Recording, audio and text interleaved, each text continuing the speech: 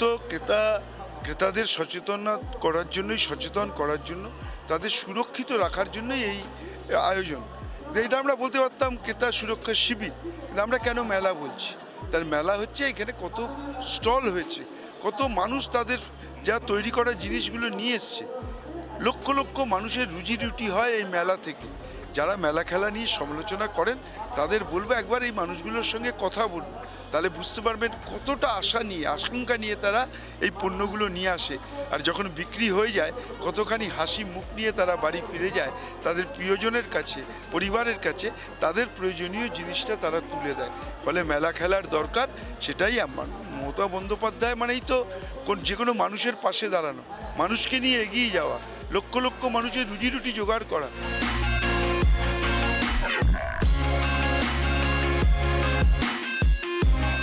আমরা প্রত্যেকেই জানি যে ক্রেতা বিক্রেতা দুজনেই কিন্তু সচেতন, যেমন ক্রেতা সচেতন হওয়া উচিত, আর বিক্রেতাও কিন্তু অ্যাকাউন্টেবিলিটি তার থাকবে, মানে তার জবাব দেওয়ার জায়গা থাকবে। এইটাই তৈরি হয়েছে এই পশ্চিমবাংলায় স্ট্রাকচার। কারণ আজকে ক্রেতা একটা প্রতারণার শিকার যদি হয় কিংবা অসন্তুষ্ট থাকে, তাহলে তার জন্যে কনজিউমার কোর্ট তৈরি হয়েছে। এই দুজনের মধ্যে যে সুন্দর সম্পর্ক থাকুক সেটা নিশ্চয়ই চাইবে রাজ্য সরকার, কিন্তু রাজ্য সরকার সব দিক দিয়ে দিশাও দেখিয়েছে। তাই ক্রেতা সুরক্ষা মেলাতে ক্রেতাদের সুরক্ষার, তাদের আইন, তাদের অধিকার, তাদের দিক দিয়ে কিন্তু এই মেলাটা হয় দীর্ঘদিন। আর মেলা নিশ্চয়ই মানে অনেক স্টল, স্বনির্ভর গোষ্ঠীর অনেক মহিলাদেরও স্টল থাকে, সে কিছু বিক্রি টিক্রি অনেকগুলো থাকে, সবটা নিয়ে খুব সফলভাবে হয়। প্রত্যেক বছরই আমরা এক ঝাঁক মন্ত্রীরা আসি।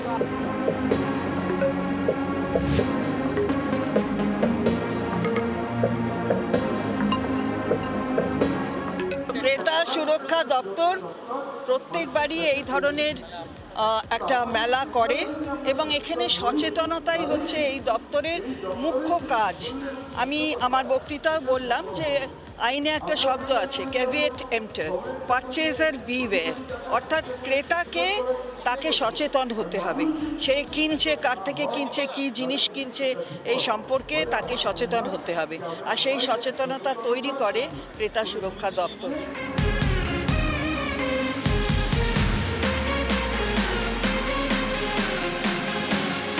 আমাদের এই যে বিভিন্নভাবে ঠকানোর চেষ্টা বা বিভিন্নভাবে প্রতারিত করার চেষ্টা, এর মধ্যে আমাদের চলতে হয়। সেই জায়গাটায় আমাদের দপ্তরে সবচাইতে বড় কাজ থাকে মানুষকে প্রশিক্ষিত করে দেওয়া, আইনটা সম্পর্কে জানানো, সাংবিধানিক কী কী অধিকার তাদের আছে সেটা তাদের জানিয়ে দেওয়া, সেটার থেকে কীভাবে রক্ষা পাবেন, এবং যদি কোথাও প্রতারিত হন তাহলে সেটাকে আপনি প্রতিরোধ করবেন কিভাবে, আপনি কিভাবে সেখান থেকে আপনি রক্ষা পাবেন, এবং সেটার থেকে দরকার হলে কম্পেনসেশন আদায় করা বা সেখান থেকে ক্ষতিপূরণগুলো আদায় করে নেওয়া, এই ব্যাপারটা কোথায় গেলে আপনি পাবেন। এই ব্যাপারগুলোকে আমরা আমাদের দপ্তরের মাধ্যমে, ক্রেতা সুরক্ষা দপ্তরের মাধ্যমে এটাকে আমরা পৌঁছে দিচ্ছি।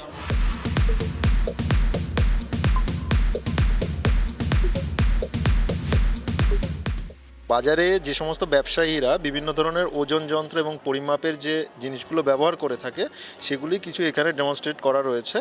এই যে মেশিনগুলো রয়েছে এখানে ওজন মাপার জন্য, এদের কি হচ্ছে যে আপনি যখন এই ওজন যন্ত্রে কোনো বস্তু মেপে নিচ্ছেন বা কোনো ক্রেতা নিচ্ছে, সে সঠিকভাবে ওজন পাচ্ছে কি পাচ্ছে না সেটা তার দেখে নেওয়া দরকার।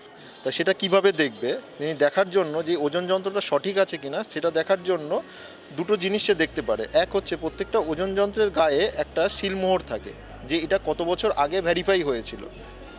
তো এটা হচ্ছে 2 বছর ভ্যালিড থাকে, যে বছরের ভেরিফাই হবে সেই বছরের একটা সিলমোহর থাকে। এখানে ধরুন এখন 24 সাল চলছে, তাহলে এই বছরে যদি এটা ভেরিফাই হয়ে থাকে তাহলে 24-এর এখানে একটা সিলমোহর থাকবে।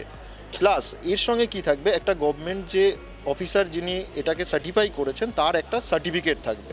বিভিন্ন অসাধু ব্যবসায়ী বিভিন্নভাবে এগুলোকে ইউজ করে থাকে, কিন্তু যদি এটা সঠিক বাটখারা হয় তাহলে দেখবেন যে এর পিছনে, আপনি এখানটা জুম করুন দেখতে পাবেন যে একটা সিলমোহর দেওয়া রয়েছে এখানে, এই যে সিলমোহরটা আছে কিনা, মানে এই যে এখানে 2024 রয়েছে, মানে 2024 সালে এটা ভ্যারিফাই হয়েছে, এর যে ওজনটা আছে ধরুন এটা 500 গ্রাম, এটা 500 গ্রাম সঠিক আছে।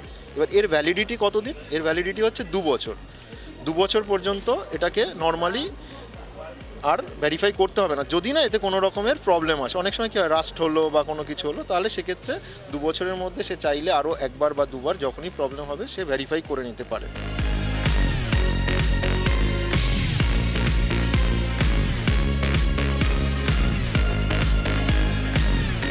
জয়নগর মোয়া নির্মাণকারী সোসাইটি 2005 সালে আমি প্রতিষ্ঠাতা সম্পাদক। আমাদের সোসাইটির মধ্যে 247 জন শিউলি আছেন। তো সেই শিউলিরা শীত আসার সাথে সাথেই তারা গাছে চাঁচা দিতে শুরু করে, আর তারপরে পরেই একদম ঠান্ডা পড়ে যখন, মানে ডিসেম্বরের প্রথম, নভেম্বর শেষ এবং ডিসেম্বর শুরু, সেই সময় ভালো মানের, উন্নত মানের নলেন গুড় তৈরি হয়, আর তারপরেই বাজারে ভালো মোয়া পাওয়া যায়। তার আগে যেগুলো পাওয়া যায় সেগুলো বাজারে ফেক, জয়নগরের নামটাই শুধু ব্যবহার হয়, প্রোডাক্টটা আসলে নয়, কারণ সেটার মধ্যে মরিশাল ধানের খই থাকে, মাঠা দেওয়া থাকে, যেটা শরীরের পক্ষে অত্যন্ত বিপজ্জনক, অত্যন্ত অস্বাস্থ্যকর পরিবেশে তৈরি। জয়নগরের বাসিন্দাই নয়, এরকম বহু মানুষজন এই নামটাই ব্যবহার করে ব্যবসা করে। ক্রেতারা সচেতন হবেন যে ইনগ্রিডিয়েন্ট কি আছে, কি দিয়ে জয়নগর মোয়া তৈরি হয়। সেখানে ফ্যাসাই আছে, ফ্যাসাই নম্বর দেখতে পাবেন, এমএসএমই উদ্যমী রেজিস্ট্রেশন আছে, এবং গভর্নমেন্ট অফ ইন্ডিয়ার GS1 বারকোড, একমাত্র ইউনিট যে GS1 বারকোড ব্যবহার করে, এবং খাদি ইউনিট, PMEGP ইউনিট, একমাত্র ইউনিট সাতবাহার, এই ব্র্যান্ডেই বিক্রি হয়। আমরা প্রত্যেকটা ল্যাব টেস্ট করি, ল্যাব টেস্ট নিউট্রিশনাল ভ্যালু আছে, এখানে বারকোডও আছে। এটাও আপনি রিলায়েন্সের স্মার্ট বাজারে ক্রেতারা পাবেন।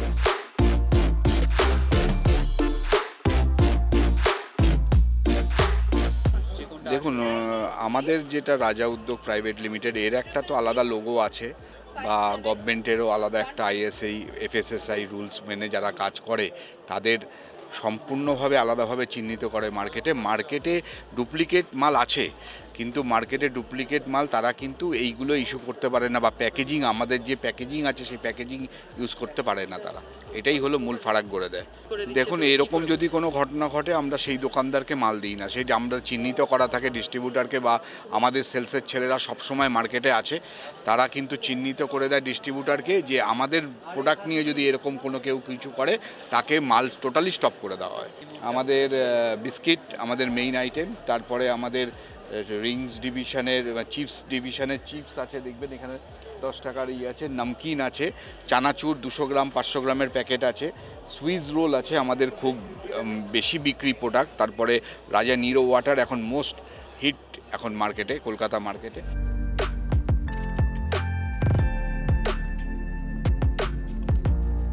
আমাদের ডাইরেক্টরেটের 3টে উইং আছে, তার মধ্যে একটা হচ্ছে আমাদের CFBP ডাইরেক্টরেট, একটা কনজিউমার কোর্ট, আর একটা ঠিক আমাদের পাশে লিগাল মেট্রোলজি আছে। লিগাল মেট্রোলজি একটা অ্যাক্ট আছে, প্যাকেজিং কমোডিটিস অ্যাক্ট, সেই অ্যাক্টে বলা আছে MRP যদি কেউ চেঞ্জ করে সেটা হাতে লিখেই করুক বা উপরে লেভেল বা স্টিকার মারুক, এটা কিন্তু শাস্তিযোগ্য অপরাধ। সুতরাং মাল তুলে আনা, কম্পাউন্ডিং করা বা পেনাল্টি করা সব করার ক্ষমতাই কিন্তু আছে।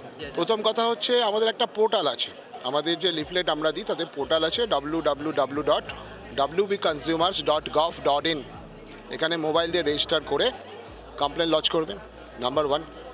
নাম্বার 2 হচ্ছে হার্ড কপি করতে পারে। নাম্বার 3 হচ্ছে রিজনাল অফিসে মেল করতে পারেন, ঠিক আছে। এবং এখানে আমি একটা কথা বলিনি, সারা পশ্চিমবঙ্গে আমাদের প্রায় 32 থেকে 33টা অফিস আছে, নতুন অফিস আরও খোলার ব্যবস্থা হচ্ছে। নিয়ারেস্ট লোকেশান যে আছে অফিসে, সেখানে কমপ্লেন করলেই আমরা কিন্তু ব্যবস্থা নিই। যদি ল্যাবরেটরি টেস্টিং না থাকে তাহলে 3 মাস, আর যদি ল্যাবরেটরি টেস্টিং হয় তাহলে 5 মাস। যেদিন থেকে কমপ্লেন অপোজিট পার্টির কাছে নোটিশ যাচ্ছে সেখান থেকে হিসেবটা করতে হবে। 3 মাস বা 5 মাসের মধ্যে কেস কিন্তু ডিসপোজ করতেই হবে। ক্যামেরায় রানার সঙ্গে অর্ঘ্যজিতের রিপোর্ট, S নিউজ।